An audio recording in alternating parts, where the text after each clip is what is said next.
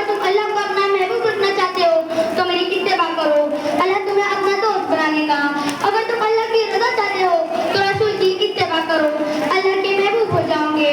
रसूल सल्लल्लाहु अलैहि वसल्लम की इत्तिबा करने से अल्लाह रब्बुल इज्जत का कुर्ब हासिल हो जाएगा। उसके लिए सबसे पहले ताजदार मदीना सल्लल्लाहु अलैहि वसल्लम से इश्क करना होगा।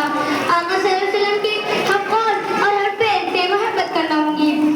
मौजूद सामईन किराम, अल्लाह रब्बुल इज्जत ने नबी करीम सल्लल्लाहु अलैहि वसल्लम को बेमिसाल बनाया। अजीज तलबा, मोहब्बत के फलसफे को समझने के लिए हमें सहाबा की जिंदगी को देखना पड़ेगा कि वो रसूल से कैसी मोहब्बत करते थे। सदर अली क़ार एक साहबी रसूल का वाक़या बताते चलूं।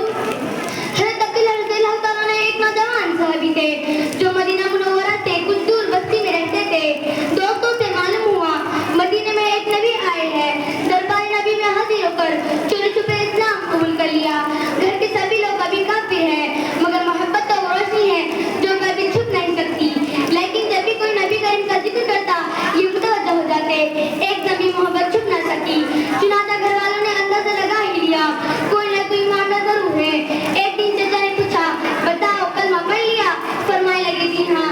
चाचा ने कहा, तेरे पास दो रास्ते हैं कि कलमा पढ़कर इस घर से निकल जा, घर में रहकर हमारा दीन कबूल कर ले।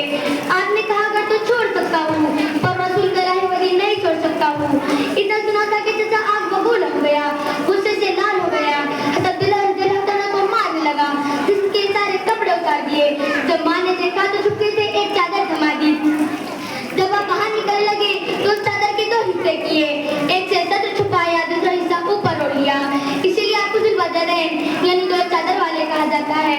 अब किधर जाए कोई अपना नहीं। कदम मदीना मुनव्वरा